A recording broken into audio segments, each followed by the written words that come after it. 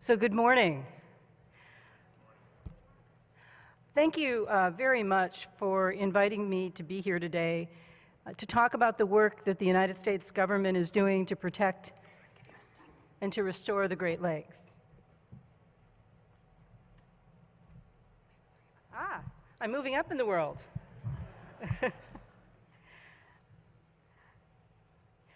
We're very proud of the progress that we've made, particularly since the start of the Great Lakes Restoration Initiative. As most of you know, President Obama launched the Great Lakes Restoration Initiative shortly after taking office to better focus the efforts of the 16 federal agencies that manage over 140 different programs that focus on the Great Lakes. As part of this multi-agency effort, an action plan was developed to guide implementation of the Great Lakes Restoration Initiative. The action plan identifies 5 focus areas: toxic substances and areas of concern, invasive species, nearshore health and non-point source pollution, habitat and wildlife protection and restoration, and accountability, education, monitoring, evaluation, communication, and partnerships. Here's a graph showing the relative share of Great Lakes Restoration Initiative resources that have been allocated to each focus area since 2010. While these percentages have remained fairly consistent from year to year during the first 3 years of the initiative, it's important to recognize that annual expenditures in each focus area have decreased since 2010 because the Great Lakes Restoration Initiative budget has decreased. The Great Lakes Restoration Initiative budget has varied from $475 million during 2010 to $300 million in both 2011 and 2012. At this point, we don't know how much money we'll have to work with in 2013. The President's budget seeks to hold funding steady at $300 million during fiscal year 13. But as you can see from this graph, the most recent action in the House of Representatives provides only $250 million for the Great Lakes Restoration Initiative in 2013. Despite this uncertainty over the budget for next year, we continue to do as much work as possible around the Great Lakes. Since 2010, more than $1 billion has been appropriated for Great Lakes Restoration Initiative projects, and more than 1,000 projects are in various stages of completion. If you want to learn more about the individual projects that have been funded so far, please visit greatlakesrestoration.us, the website. You'll find a wide range of projects that span the 5 focus areas in the action plan. And while we continue to do work in all of the 5 focus areas, the federal agencies are working together to identify major priorities for the Great Lakes Restoration Initiative to target for action and increased attention this year and next. The first of those 3 priorities is invasive species. And at the top of that list is Asian carp. We're also combating terrestrial invasive species, especially Phragmites, that thrive along Great Lakes lake shores. The second Great Lakes Restoration Initiative priority is reducing excess phosphorus runoff, which contributes to harmful algal blooms in impaired watersheds.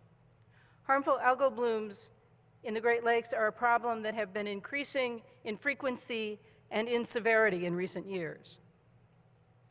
To address this problem this year and next, the Great Lakes Restoration Initiative will be increasing investments in 3 watersheds: the lower Fox River, which drains into Green Bay in Lake Michigan, the Saginaw River, which flows into Saginaw Bay, and the Maumee River, which is the largest source of phosphorus loading in the western basin of Lake Erie. The third major Great Lakes Restoration Initiative priority is cleaning up Great Lakes areas of concern. locations that have the worst legacies of toxic contamination. As most of you know, these areas of concern were initially designated in 1987 in the Great Lakes Water Quality Agreement. But so far, only the Oswego River area of concern, located on Lake Ontario, has been delisted on the US side of the border. Now, however, we are using Great Lakes Restoration Initiative funding to improve that admittedly dismal record. And we're already beginning to see significant progress. The Environmental Protection Agency and the state of Pennsylvania have started the process for delisting the Presque Isle Bay area of concern. Public comment recently closed on this delisting proposal, and those comments are under consideration. Stay tuned for a final decision later this year. In addition, EPA has targeted, the Great Lakes Restoration Initiative, all of the federal agencies have targeted 4 areas of concern where we're working to complete all of the actions required for delisting this year. And we've targeted 5 additional areas of concern where we believe it's possible to complete the work required for delisting by the end of 2014. In 2012, we're working to complete all of the management actions required to delist the Ashtabula River AOC in Ohio, the River Raisin AOC in Michigan, the Sheboygan River AOC in Wisconsin, and the White Lake AOC in Michigan. In 2013 and 2014, we will be focusing on the Waukegan AOC in Illinois and 4 more Michigan AOCs: Deer Lake, St. Mary's River, St. Clair River, and the Manistee Harbor. So what kind of work do we need to do to get these areas of concern delisted?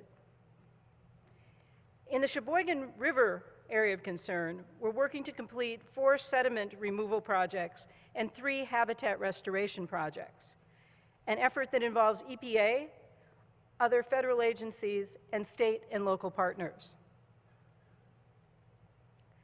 To complete the 4 sediment projects, we're using Superfund, Great Lakes Legacy Act, and Great Lakes Restoration Initiative funding to remove more than 400,000 cubic yards of PCB-contaminated sediment from the river at an estimated cost of $80 million. The final phase of dredging on this project began in August and will continue 24/7 through the end of 2012. We actually save money by dredging around the clock. At the same time that this dredging work is going on, 3 habitat restoration projects will be completed in the Sheboygan River area of concern. The habitat restoration projects include in-stream fish habitat improvements, shoreline stabilization, and removal of invasive plant species such as Phragmites. In addition to the ecological benefits, these projects have economic benefits. We're putting a lot of people to work cleaning up these AOCs, and when the work is done, the positive economic benefits will begin to flow for these Great Lakes communities. And let me just say, the work that we're doing in these AOCs illustrate a point that President Obama frequently makes, and that's that we don't have to choose between a strong environment or a clean environment and a strong economy. Indeed, a clean environment is a critical building block for a strong economy, for an economy in an America built to last.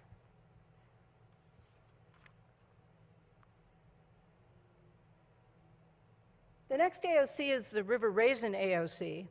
To delist the River Raisin AOC, 4 habitat projects and a sediment cleanup need to be completed. The state of Michigan has received Great Lakes Restoration Initiative funding to implement 2 habitat restoration projects at Sterling Park and 1 on Sterling Island, and the city of Monroe has received Great Lakes Restoration Initiative funding for a River Raisin fish passage project. In July, EPA began the final sediment cleanup project in the River Raisin AOC. EPA expects to remove approximately 100,000 cubic yards of PCB-contaminated sediment, and our goal is to have the sediment cleanup completed by next month, and we're working diligently to have the 4 habitat restoration projects completed by the end of 2012. We will also finish all of the work needed to delist the White Lake area of concern near Muskegon this year. Great Lakes Restoration Initiative funding is currently being used to complete 7 habitat restoration projects in the White Lake AOC. This is an example of the type of habitat restoration work underway. The area shown in this photo looks like this today. In particular, note the native plants that replace the invasive plants that once dominated the area. The remaining habitat restoration projects at the White Lake area of concern will be completed in the next month. The Ashtabula River area of concern is the last that we're trying to complete all of the management actions in required for delisting by the end of 2012. I'm happy to report that all habitat restoration work needed in the AOC has been completed, and the last dredging project will begin soon. So that's an update on the 4 AOCs, Ashtabula, River Raisin, Sheboygan, and White Lake, that we're working to complete in 2012. Now just a word about the 5 AOCs that we've targeted to complete by the end of 2014, starting with Waukegan Harbor. Just last week, EPA started a new dredging project in Waukegan Harbor to remove 170,000 cubic yards of PCB-contaminated sediment. This dredging work is being conducted through EPA's Superfund program. At the same time, Great Lakes Restoration Initiative funding is being used for several habitat restoration projects in the Waukegan Harbor AOC. These coordinated actions are expected to be complete in 2014. The Deer Lake area of concern is located in the southern shore of Lake Superior near Marquette. Just one project needs to be completed here before this area of concern can be delisted: the Partridge Creek diversion in the city of Ishpeming. Deer Lake area of concern, or I should say, in 2010, EPA awarded the city of Ishpeming a $2 million grant to begin the process of diverting Partridge Creek from the abandoned mine works beneath the city, where mercury leaches into the water that flows into Deer Lake. Earlier this summer, I awarded an additional $6 million grant to the city of Ishpeming for the second part of this project, and work has already commenced. When the project is complete, Partridge Creek will no longer flow through the abandoned mine under Ishpeming, and mercury contamination will no longer flow into Deer Lake. In addition, Partridge Creek, which local people remember as a terrific trout stream, will be restored to its original location. The next AOC on the list is St. Mary's River, which is also in Michigan's Upper Peninsula. During 2011, EPA partnered with Consumers Energy on a Great Lakes Legacy Act project to remove 24,000 cubic yards of PAH-contaminated sediment in the St. Mary's River. That work removed the last contaminated sediment on the U.S. side of the border. Now the Great Lakes Restoration Initiative is funding the design of a restoration project in the upper Little Rapids area of the St. Mary's River. This project will restore the rapids that used to be in the part of the river shown in this picture.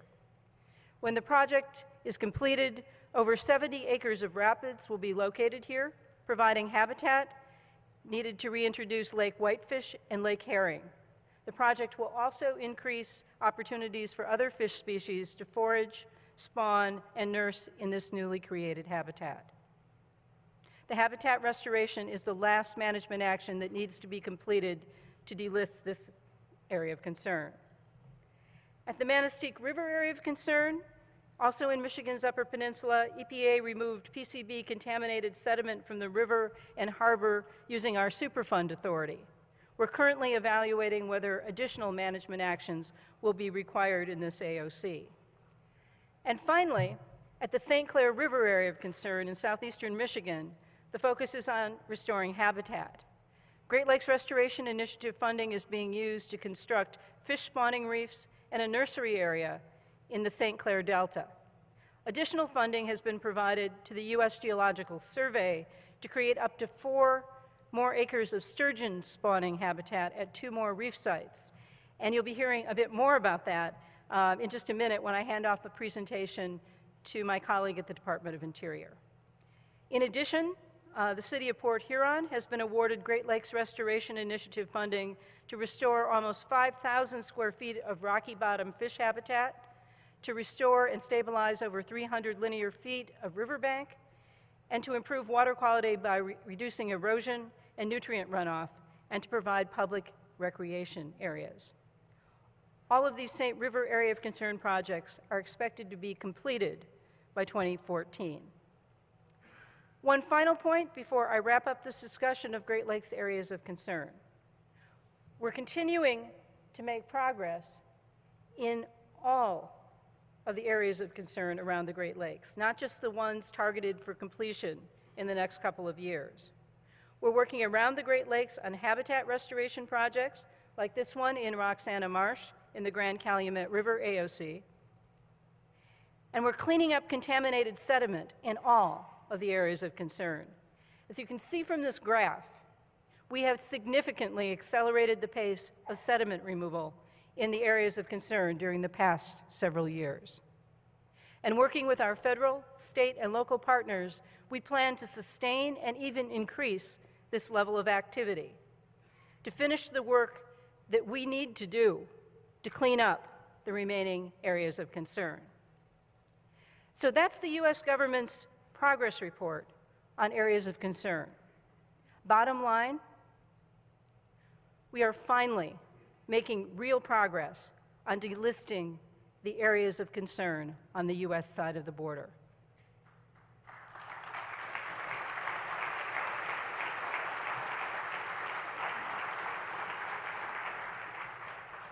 But as I noted earlier,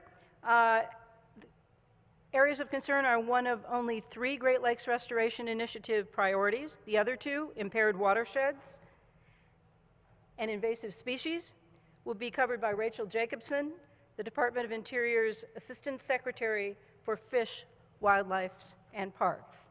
Thanks very, very much.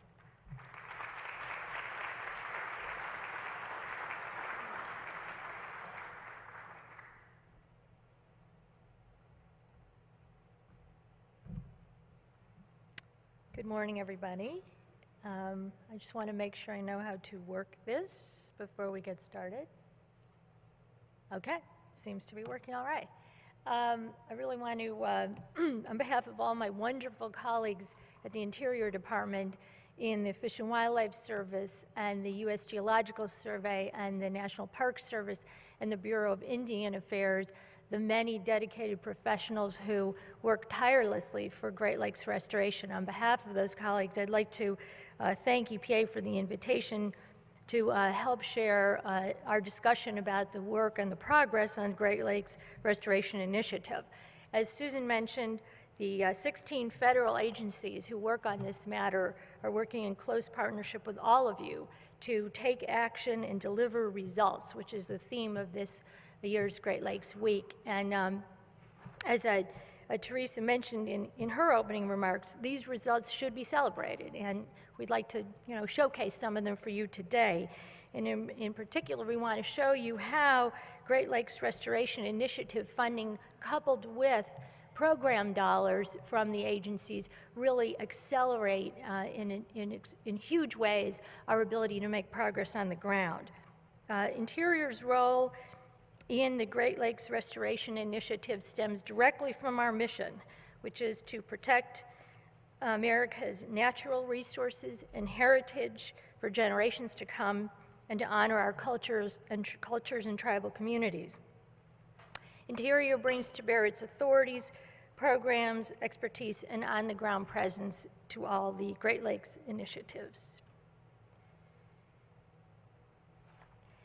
In addition to the areas of concern highlighted by Susan Hedman, impaired watersheds are a top priority for the Great Lakes Restoration Initiative, with the goal to reduce excess phosphorus runoff which can contribute to harmful algae blooms. This problem has been increasing in frequency and severity in recent years. As Susan mentioned during her remarks, this next year, Great Lakes Restoration Initiative investments will be increased in these priority watersheds, the Lower Fox River, Saginaw River, and the Maumee River. And if you can see in this map, I don't know if you can tell, but this map shows that the green areas are the largest concentrations of algae blooms, which is why we're going to increase our efforts in these particular areas. The USGS Sparrow model is a tool that quantifies relative losses of phosphorus from watersheds and can be used to analyze nutrient scenarios for Great Lakes Restoration Initiative priority areas. Interior has been working with the USDA's Natural Resource Conservation Service and other partners to apply the Sparrow model and predict how implementation of conservation practices on agricultural land, such as stream bank stabilization or the installation of filter strips, can improve water quality in places like western Lake Erie. Great Lakes Restoration Initiative investments have resulted in more than doubling, a 113% increase of critical on-the-ground actions to reduce non-point source pollution on the Maumee River Basin. Additionally, these investments have resulted in a more than quadrupling, a 563% increase in planning money necessary to implement these future on-the-ground actions. Because of the lag time between implementing some agricultural conservation practices on the ground and observing the results, the U.S. Geological Survey is taking measurements at gauging stations like the one shown here of nutrient and sediment runoff at the edges of agricultural fields before and after the practices have been put into place so that we can assess our progress. And we can then more quickly assess the value of the conservation practices so that we can decide how and when to implement them in the future. Interior has also funded numerous habitat restoration projects that complement the benefits of best management practices in priority watersheds. Conserving rare coastal wetlands like these at the Ottawa National Wildlife Refuge Complex in Ohio is vital for migratory birds, but this ecologically diverse wetland oasis also plays an important role as a buffer, reducing loads of nitrogen, phosphorus, and sediment in overland flow. At more than 1,500 acres, this refuge has the largest contiguous coastal marshland on Lake Erie. Great Lakes Restoration Initiative support funding. With that funding, the U.S. Fish and Wildlife Service, in partnership with Ducks Unlimited and the Nature Conservancy, and with funding from partners such as the Interagency Sustain Our Great Lakes program, including ArcelorMittal Steel Company, together we will restore this beautiful place and protect more than 850 acres of this rare and stunning habitat. It's absolutely beautiful. The Great Lakes Restoration Initiative funding has also, as Susan mentioned, targeted invasive species as a top priority. There have been extensive coordination among the agencies to develop an integrated approach for invasive species control, prevention, early detection, and response. Building on our agency's existing authorities, Great Lakes Restoration Initiative funding supports a suite of invasive species eradication measures with funds transferred to state and local governments for implementation. Before Great Lakes Restoration Initiative funding, agencies were able to provide a modest level of support to the states for invasive species programs, but we lacked ballast water standards and we had very limited early detection and response capabilities. Now, 3 years into the Great Lakes Restoration Initiative, we have increased state support 25-fold. We have ballast water measures in place, and we have the means of collecting new information and data to establish risk and new technologies to conduct smarter surveillance and assess control measures. Of course, the species at the top of our priority list and in the forefront of our minds as an invasive is Asian carp. And again, through the Great Lakes Restoration Initiative, we've developed the Asian carp control strategy framework, and it's a terrific example of successful stakeholder collaboration, and it puts into practice the theme of taking action and delivering results. Interagency leadership and communication, in combination with new technologies, is containing, controlling, and killing Asian carp populations. As an example of the new technologies we are employing to manage Asian carp migration, the U.S. Fish and Wildlife biologists are using high-tech sonar cameras to track fish behavior and location in the turbid waters of the Chicago Sanitary and Ship Canal. Great Lakes Restoration Initiative funding also supports the use of environmental DNA as an early detection tool to track the presence of Asian carp genetic material in the water. These new surveillance technologies are part of a comprehensive approach for monitoring that also includes electrofishing, netting, electric barriers, and fencing. Innovative control techniques are also being evaluated. USGS scientists are testing a microparticulate biocide specifically lethal to species of Asian carp, and use of underwater cannons, such as the one showed above on the upper right, to deter fish. And of course, they would be pointing underwater when they'd be used. That's just an example of what they look like. Although they may be fun to run around in, but it's more to deter the fish. Terrestrial invasive species control is also a top priority, as Susan mentioned, for the Great Lakes Restoration Initiative, targeting plants like Phragmites that thrive in disturbed areas along the land and water interface. The Great Lakes Restoration Initiative has invested in hundreds of habitat restoration projects to help Phragmites management. Although a combination of mechanical and chemical treatments is generally effective for controlling localized infestations, these methods typically have to be repeated every few years to be successful.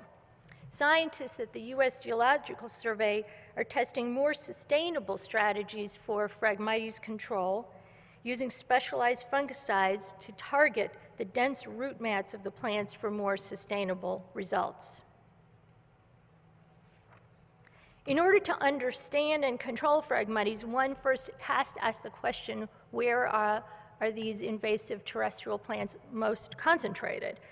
From Cleveland to Green Bay, as shown in the yellow areas on this map, these are the infested areas that have been derived through the use of satellite radar imagery by Michigan Tech Research Institute in partnership with the U.S. Fish and Wildlife Service and the U.S. Geological Survey. Looking right here in the Cleveland region, one can see most of the coastal zone wetlands are now comprised of Phragmites. So we have to make that a priority for restoration. The National Park Service is also managing invasive species in national parks with on-the-ground control efforts and restoration to native vegetation. As of this summer in this Great Lakes region, the Park Service has treated almost 2,500 acres. Here we have picturing autumn olive, invasive, which is being removed at the Cuyahoga National Park.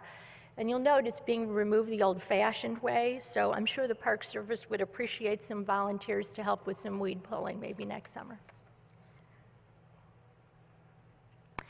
The Park Service also engages in outreach and education as an important component of successful invasive species prevention and management. Interpretive kiosks, such as this one, have been installed at 10 Great Lakes national parks with Great Lakes Restoration Initiative funding, and these help educate millions of visitors each year to the dangers of invasive species. Our Great Lakes restoration investments must be based on the best available science. Interior bureaus are applying new scientific information to address many, many issues in the Great Lakes region, including botulism.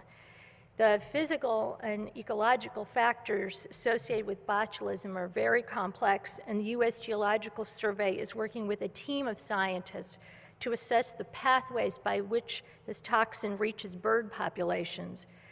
The infestation of botulism is believed to be associated with a predominance of invasive mussels, but that research is continuing.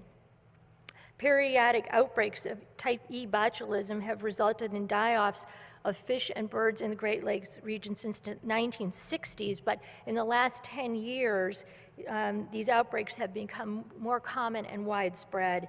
Botulism has been responsible for over 80,000 bird deaths on the Great Lakes since 1999, and extensive bird mortality in northern Lake Michigan near Sleeping Bear Dunes National Lakeshore. Hopefully, our research will help us improve our understanding so we can better address and manage this issue. Now on to happy bird news. The quest for scientific answers also helps us inform habitat and wildlife conservation decisions so that we can see improvements in species.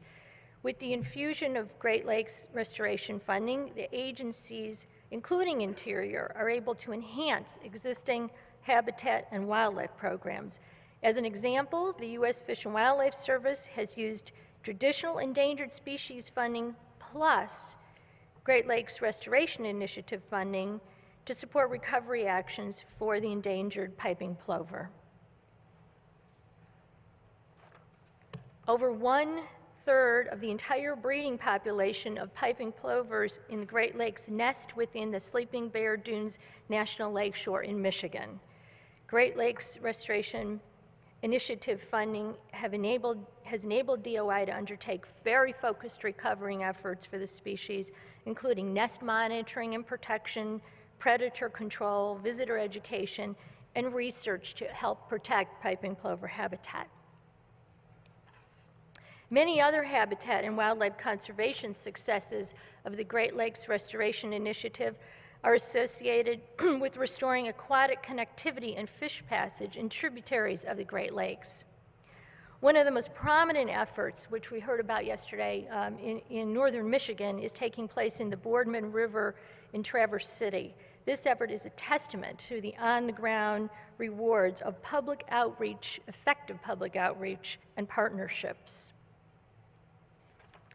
Removal of 3 decommissioned hydropower dams will restore 18 miles of Boardman River back to its meandering historic channel and reconnect 160 miles of river to its tributaries. That's what we call delivering results. This effort is reportedly the largest ever river restoration initiative undertaken in Michigan and leverages nearly 70 different funding sources to complete the work. Working with area tribes, the Bureau of Indian Affairs, and the U.S. Fish and Wildlife Service targeted Great Lakes Restoration Initiative funding for this restoration effort, and we will continue to provide technical assistance to the impressive list of partners serving on the Boardman River implementation team. So much of Great Lakes Restoration Initiative's success is a work in progress, and the results do not happen overnight. And there's a lot of work left to be done. But I want to conclude by showing you an example. This is conclude basically our agency update. We'll be followed in a minute by Mike Guffin, who will tell you about the Canadian side, but I want to include the US side of our agency update, and I think there's actually some success here in Canada as well. By demonstrating an overnight sensation taking place on the Huron-Erie corridor. The Great Lakes Restoration Initiative has funded important lake sturgeon spawning habit restoration in the corridor, and as you will see in this short video, we are literally witnessing immediate results. A longer version of this video will be available on the website. So I'm going to play the video, but also at the same time hope that this inspires you as we keep moving forward with our progress and showing results. And I want to thank you so much for your partnerships, which are essential to all of the accomplishments that we've talked about today. So hopefully the video works. Here we go.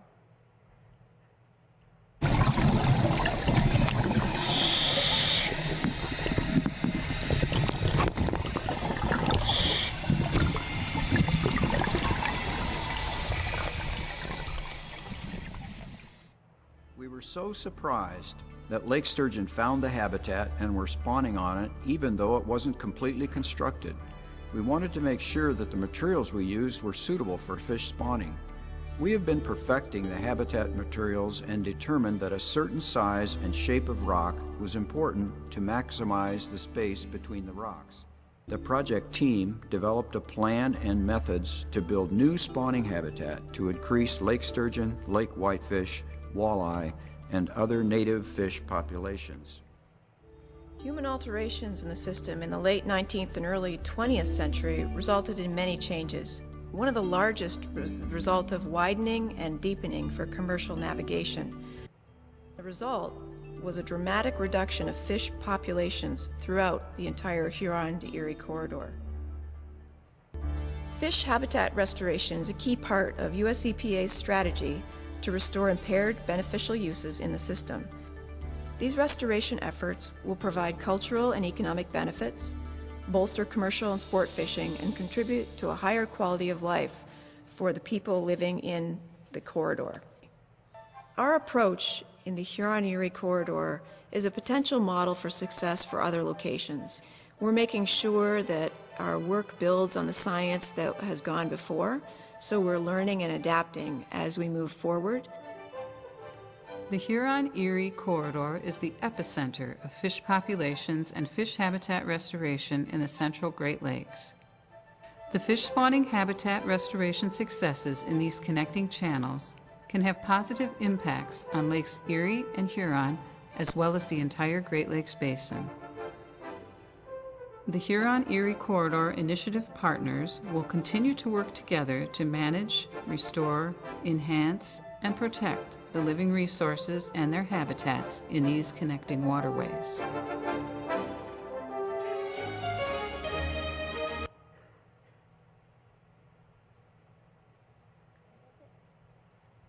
Thank you all very much.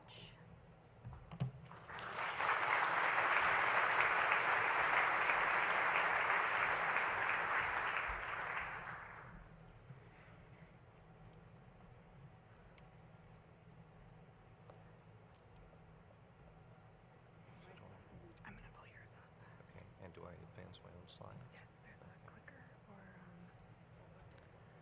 you can use the clicker, or you can use the. Yeah. You don't think I need it?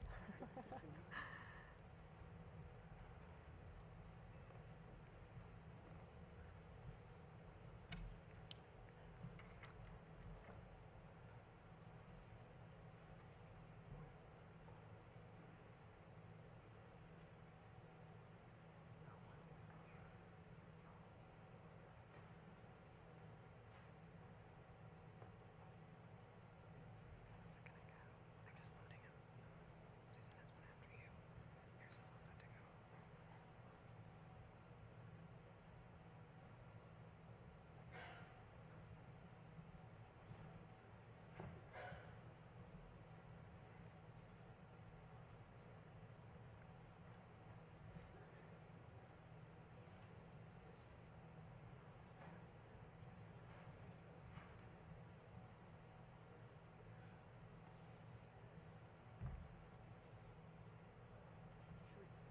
Is it up? Almost. Because if not, I can take a question I while got I'm it. waiting. Okay. Just wait for it to show. There you go. And does this go up? Yes, it does. Sorry about that. There you go. Terrific. Well, good morning, folks. I'd like to start by thanking the organizers of the event for giving me the opportunity to talk to you this morning about Canadian efforts to protect and restore the Great Lakes. water quality. I just have a few remarks, and unfortunately, no video. That was quite impressive. Looking out over the lights here at so many people, it makes me think that the first comment should be that one of our real strengths in the Great Lakes is a tremendously dedicated group of stakeholders. And in addition to partnering with governments and taking action, our stakeholders often push us forward, and that's all good. It's a good thing to push for faster and more results. But it's also important that we not forget, and I'm just going to see, clicker. There we go. It's also important that we not forget where we've come from and the results that we've achieved together. Significant progress has been made since those early days when algae choked the Great Lakes, when not far from here rivers caught fire, from days a little bit further along when fish tumors and bird deformities were commonplace in the Great Lakes. Today, many of the challenges we face are even more complex and more interconnected than those previous challenges. And the solutions frequently require the engagement of multiple jurisdictions, government and non-government interests, and the public. Coordination is truly the key, and it's why we put such great store in the amended Great Lakes Water Quality Agreement. The amended Water Quality Agreement is realigned and reinvigorated to meet the challenges of today, and we believe it will serve us well in moving into the future. In Canada, the federal government also has a long history of working collaboratively with the province of Ontario through the Canada-Ontario Agreement respecting the Great Lakes, or COA as it's affectionately known on the Canadian side of the border. COA establishes joint priorities for the governments of Canada and Ontario and coordinates federal provincial activities to restore and protect the Great Lakes, and thereby delivers on Canada's commitments under the Great Lakes Water Quality Agreement. And it's the progress under the Canada-Ontario Agreement that I'm going to speak to this morning. The Canada-Ontario Agreement was last renewed in 2007. Over 1,000 projects were planned and implemented under COA to advance remediation of areas of concern and lake-wide management efforts, fisheries work and fish habitat management, aquatic and terrestrial habitat restoration and rehabilitation activities, infrastructure projects, sediment projects, biodiversity conservation, work to prevent aquatic invasive species introduction and spread, development of environmental farm plans and implementation of best management practices, park creation and management, and public education and outreach. The Canada-Ontario Agreement is currently a partnership among 8 federal agencies and 3 ministries of the Ontario Ministry of the Environment. In total, the Canada-Ontario Agreement participating agencies completed 174 of the 183 commitments established in 2007, and 3 of 6 commitments added in 2011. Work is continuing until the signing of the new COA in relation to the agreement's 4 priorities: remediating areas of concern, reducing and eliminating harmful pollutants, encouraging lake and basin sustainability, and coordinating monitoring, research, and information. I'd like to now take a few moments to touch on some of the highlights of the recent accomplishments. The Wheatley Harbour Area of Concern was fully restored and delisted in April 2010, bringing the total number of Canadian areas of concern that have been delisted to 3 of 17. All remedial actions were completed in Jackfish Bay, and this area of concern was designated as an area in recovery in May 2011, indicating that the actions have been done and we're monitoring environmental restoration prior to delisting. And all remedial actions have also been completed at the St. Lawrence River area of concern at Cornwall, and we hope to very soon be proposing this AOC for delisting as well. Work on other Canadian areas of concern is also proceeding. At Peninsula Harbour this summer, we installed a $7 million thin layer cap to isolate contaminated sediments from the water column. This is one of the last remaining remedial actions required in the Peninsula Harbour area of concern. In Port Hope, Ontario, the Government of Canada has announced a $1.3 billion cleanup of low-level radioactive waste, which will include the cleanup of the Port Hope Harbour, another Canadian area of concern. And in Hamilton Harbour, we are moving closer to remediation of Randall Reef, the largest of Canada's contaminated sediment sites on the Great Lakes. Project design and engineering studies were completed in 2011, and negotiations are ongoing to secure funding from the Government of Ontario, the Government of Canada, and local stakeholders for this $140 million project. We're very close to a deal which would see shovel in ground by 2014 and delisting of this area of concern by 2024. With the continued commitment of all of our partners, all levels of government, local stakeholders, and the public, we project remediation of 5 additional Canadian areas of concern over the next 5 years.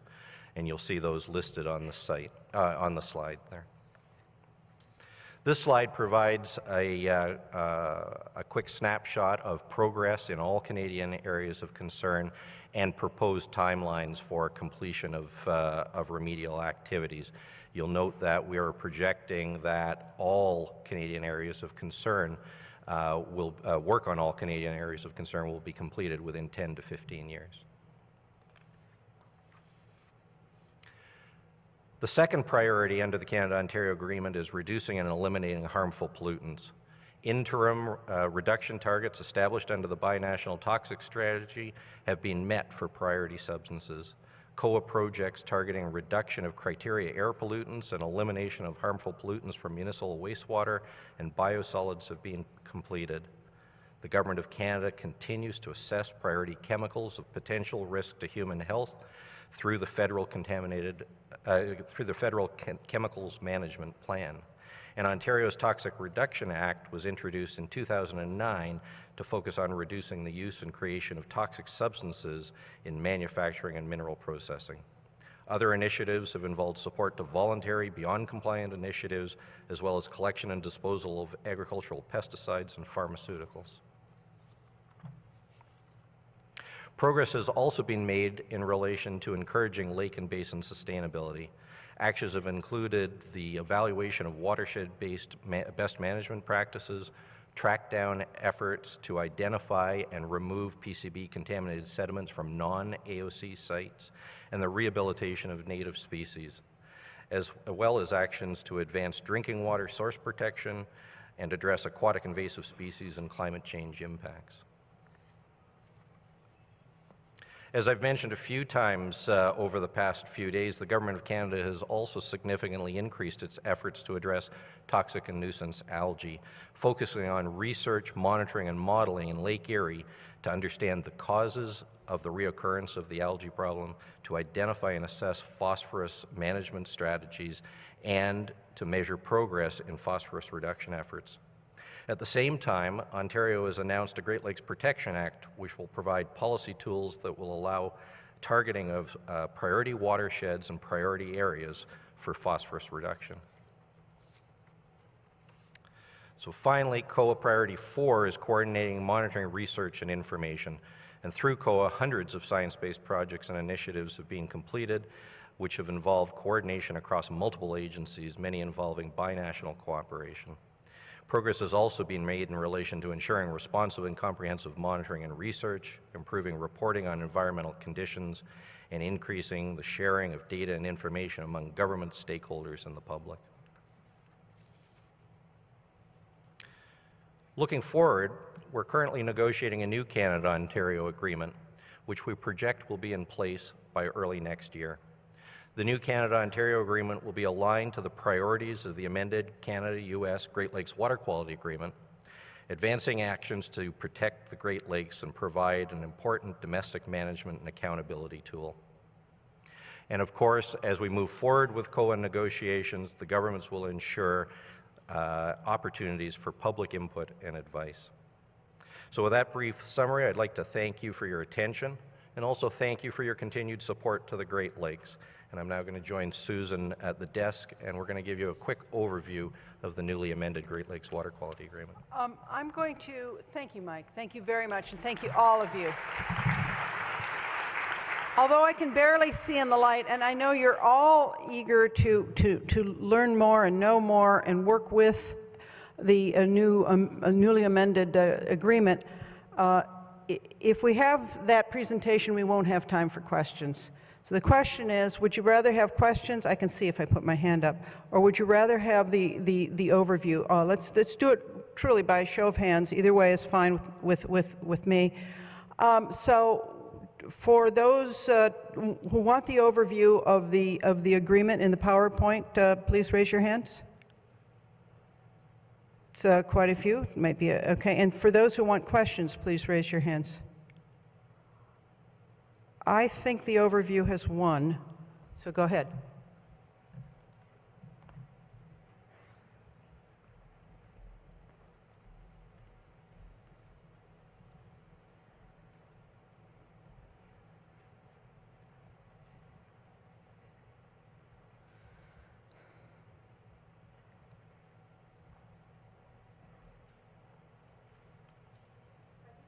Live?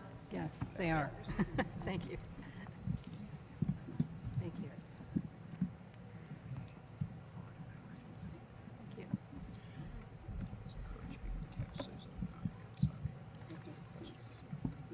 Well, Mike and I are very happy to have this opportunity to provide you with an update on the Great Lakes Water Quality Agreement, especially since we now know that a majority of you are interested in actually hearing the update. As many of you may remember, last year during Great Lakes Week in Detroit, we reported on the status of our ongoing negotiations to amend the agreement, which was originally signed in 1972, but hadn't been updated for 25 years. This year, we are very pleased to be able to report to all of you here at Great Lakes Week in Cleveland that those negotiations to update the Great Lakes Water Quality Agreement are over, and that the amended agreement was signed last week at the Canadian Embassy in Washington, D.C. by U.S. EPA Administrator Lisa Jackson and Environment Canada Minister Kent. Today, we'd like to take a few minutes to describe the process that produced the updated agreement and to describe some of the new provisions that will strengthen our binational efforts to protect and restore the Great Lakes. But before we do that, I would just like to say thank you to all of the people on both sides of the border who supported opening the agreement for revisions and who provided insightful comments throughout the negotiation process. We literally would not be where we are today without you, so thank you. And just immediately going off script to frustrate Susan, I'd like to just take a second and also thank Susan and Cam Davis, who were lead negotiators in the negotiation, once again, because without their tireless efforts, I don't believe we'd be here presenting to you today on the agreement. So thank you very much, Susan. In 2005, Canada and the United States initiated a comprehensive binational public review of the agreement's operation and effective. Over 4,000 people participated in listening sessions hosted by the International Joint Commission. Over 350 Canadians and Americans representing a broad cross-section of the Great Lakes community participated in a year-long exercise of working groups to contribute to that review. The review found in 2007 that the agreement was outdated and no longer effective in guiding the government's Great Lakes efforts, and there was broad support in the community for updating the agreement. In 2009, Foreign Affairs Minister Cannon and Secretary of State Clinton announced the two governments' intent to begin negotiations to amend the agreement. We have 8 more minutes. Beginning in 2010, U.S. and Canadian delegations held 4 formal negotiating sessions and many working sessions, which culminated in a final round of negotiations this past January in Ottawa. Throughout the negotiation process, the U.S. and Canada held binational and domestic consultations through webinars and in-person meetings to solicit comments on proposed amendments. As mentioned previously, the amended agreement was signed last week, and we anticipate that the Great Lakes Water Quality Agreement will be ratified and entered into force in the fall of 2012 after an exchange of diplomatic notes. Like its predecessor, the amended Great Lakes Water Quality Agreement contains a series of articles followed by issue-specific annexes. For a fuller understanding of our commitments, we'd encourage you to visit the website, binational.net, or Environment Canada's website, where you'll find a full copy of the agreement. The overall purpose of the agreement remains unchanged: to restore and maintain the chemical, physical, and biological integrity of the waters of the Great Lakes. One of the new aspects of the agreement is a list of principles and approaches to guide implementation of the agreement. You'll see the full list on the slide, but important principles such as accountability, the ecosystem approach, coordination and prevention, virtual elimination, zero discharge, and engagement. The principles will be important in moving forward towards achievement of the purpose of the agreement. The amended agreement updates the list of general objectives for the Great Lakes. The waters of the Great Lakes should be a source of safe, high-quality drinking water, allow for unrestricted swimming and other recreational uses, allow for unrestricted human consumption of fish and wildlife, be free from pollutants that could harm people, wildlife, or aquatic organisms, and support healthy and productive habitats to sustain native species. Other of the general objectives include being free from nutrients that promote harmful algae blooms, being free from the introduction and spread of invasive species, being free from the harmful impact of contaminated groundwater, and being free from other substances, material, or conditions that may negatively affect the quality of the waters of the Great Lakes. The amended agreement also establishes two types of specific objectives to help achieve general objectives. Lake ecosystem objectives will be established for each lake to define the ecological conditions necessary to achieve the general objectives of the agreement. And substance objectives may be developed binationally when necessary to achieve general objectives and lake ecosystem objectives. The first such substance objective will be a phosphorus objective, which we'll describe in more detail when we get to the nutrients annex. Other articles commit Canada and the United States to develop and implement domestic programs, including prevention, control, and pollution prevention programs, aquatic invasive species programs, conservation, enforcement, and research and monitoring programs. Canada and the United States also commit to convene a Great Lakes Public Forum every 3 years, starting in 2013, to discuss and receive public comment on the state of the Great Lakes, on binational priorities for science and action, and for reporting on implementation of the agreement. The countries are also committed to convene a Great Lakes Summit in conjunction with the public forum to coordinate activities of binational international governmental organizations with responsibilities for managing Great Lakes resources. The amended agreement also commits the United States and Canada to establish a Great Lakes Executive Committee, or GLEC, to coordinate action to provide advice and advice to the U.S. and Canadian governments on Great Lakes protection and restoration. The GLEC replaces the Binational Executive Committee and will invite expanded participation by federal, state, tribal, provincial, and municipal governments, First Nations, Métis, watershed management agencies, and other local public agencies. The amended agreement also commits the U.S. and Canada to establish annex subcommittees to assist the GLEC with implementation of the agreement.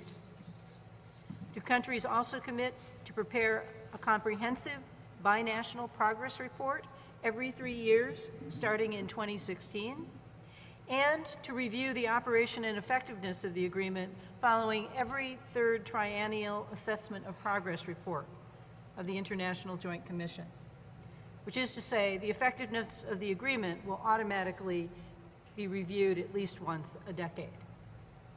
Other articles commit Canada and the United States to ensure the adequacy of programs to prevent and respond to pollution incidents and provide prior notice of planned activities that could impact the waters of the Great Lakes. These include notification of an immediate pollution incident of joint concern through the Joint Inland Pollution Contingency Plan and the Joint Marine Pollution Contingency Plan, continued coordinated binational planning and preparedness in response to pollution incidents, and notification of planned activities that could lead to a pollution incident or a significant cumulative impact, with notification to occur through the Great Lakes Executive Committee. Additionally, two articles in the amended agreement outline the responsibilities of the International Joint Commission. As many of you know, the International Joint Commission is a binational organization created by the U.S. and Canada by the 1909 Boundary Waters Treaty. However, there are additional duties laid out in the Great Lakes Water Quality Agreement. The amended agreement directs the IJC to support implementation of the agreement by analyzing the operation and effectiveness of programs and other measures established pursuant to the agreement, by providing advice and recommendations on social, economic, and environmental aspects of current and emerging issues, by consulting with the public and increasing public awareness, by providing assistance as required to help coordinate joint activities of the United States and Canada, and assessing progress toward implementing the agreement, specifically by publishing these findings every 3 years in an assessment of progress report. The amended agreement contains annexes which have been restructured and consolidated so that each annex addresses a separate issue. There are a total of 10, which you see on the slide, and we'll just give you a few highlights from those annexes. The first annex focuses on areas of concern and is a reaffirmation of the commitment of the United States and Canada to complete the work necessary to restore beneficial uses and to ultimately delist all of these areas of concern. Remedial action plans are to be updated and implemented for each AOC to identify impairments and their causes, develop restoration criteria in consultation with local communities, identify required remedial measures and the entities responsible for implementing those remedial measures, and to provide updates on implementation and the status of impairments. The purpose of Annex 2 is to assess the status of each of the Great Lakes and, where appropriate, address the stressors adversely affecting the waters of the lake at a lake scale. Commitments include developing and implementing lake-wide action and management plans for each lake, inclusive of the major river systems which connect them, the St. Mary's, St. Clair, Detroit, Niagara, and the international section of the St. Lawrence. These plans will be updated every 5 years on a rotational basis.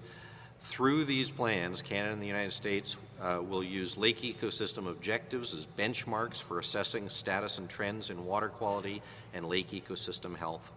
They will assemble, assess, and report on existing scientific information concerning the state of each lake and future potential threats to water quality. And they will identify further actions as required to address priority threats to water quality.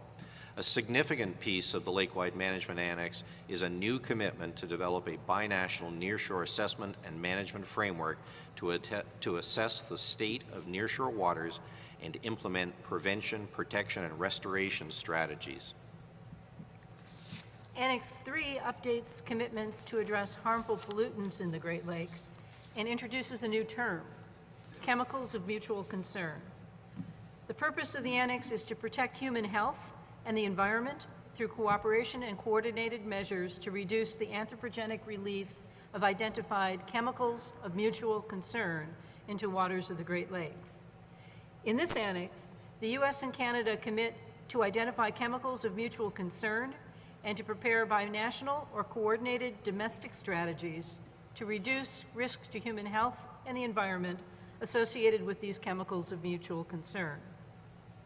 The U.S. and Canada also commit to promote the use of chemical substances and technologies that reduce or eliminate uses and releases of chemicals of mutual concern, And the countries commit to evaluate the progress and effectiveness of pollution prevention and control measures for chemicals of mutual concern and to adapt management approaches as necessary.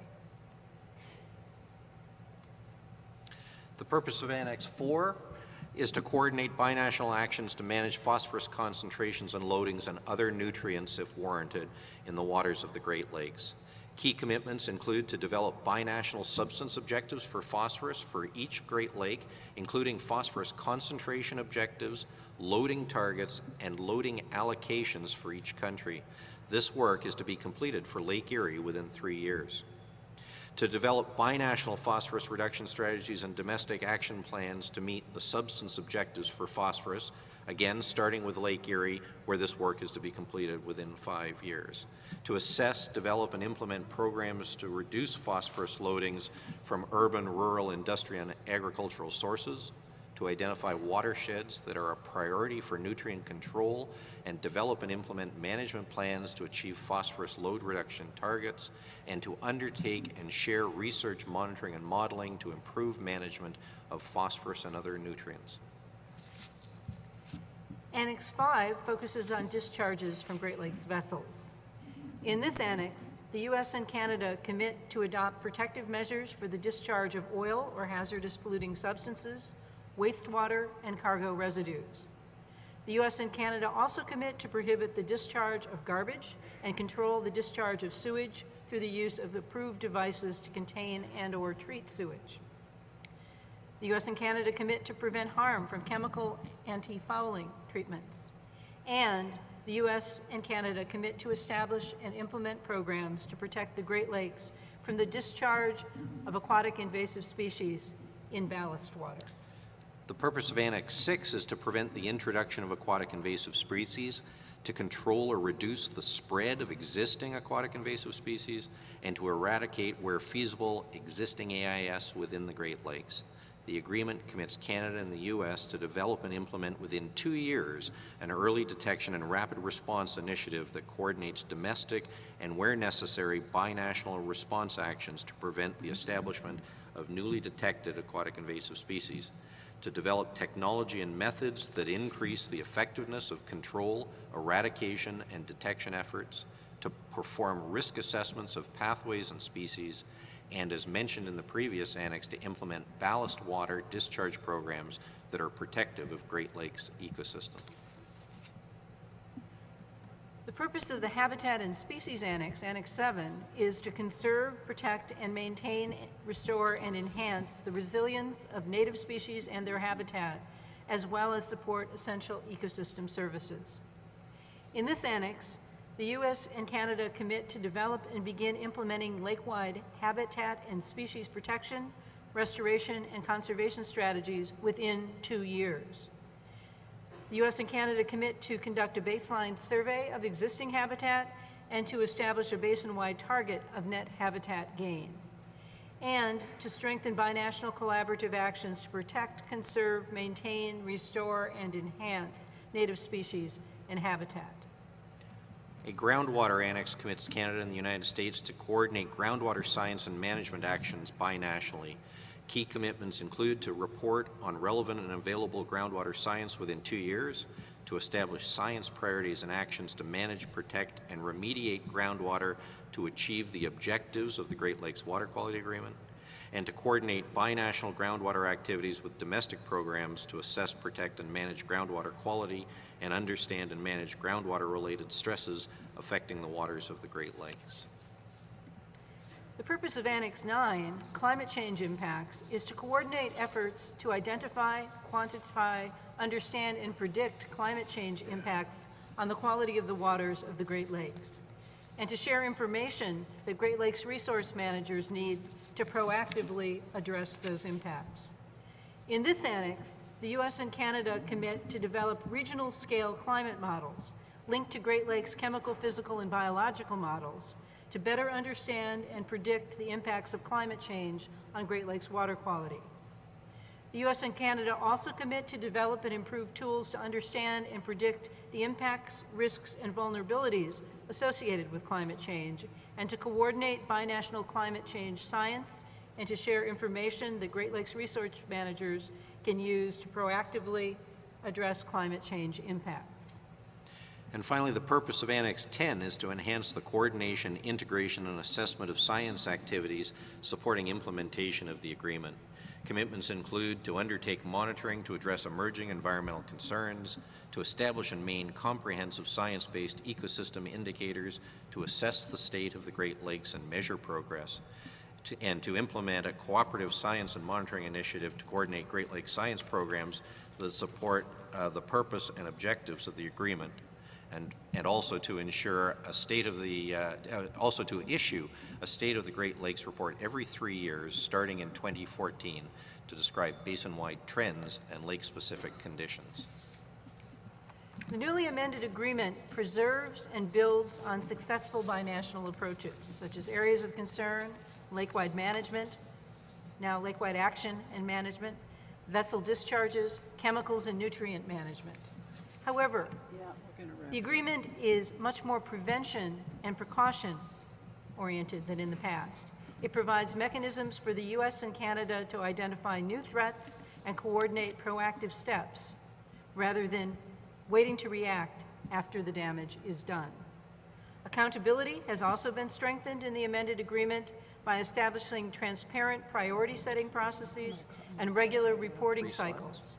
The IJC will continue to play a valuable role in assessing progress. I'm going to thank our presenters now because we're into the next session's time, and I don't want to do that to the next session, which is equally important. But I want to emphasize that I have had the pleasure of reading this agreement very carefully and watching it develop. It is the opinion of the IJC that there's more accountability at every measure, and how we use that opportunity for accountability is up to us. I know that the people at Environment Canada, in the person of Mike Goffin, and EPA in the person of Susan Hedman, and at the Interior Department with Assistant Secretary Jacobson, welcome the pressure you put upon them. Our job is to put pressure. Their job will be only enhanced by the good work that the advocates do. So that we're going to conclude, and I'm going to introduce the next moderator, my colleague, Dareth Glantz. Let's thank the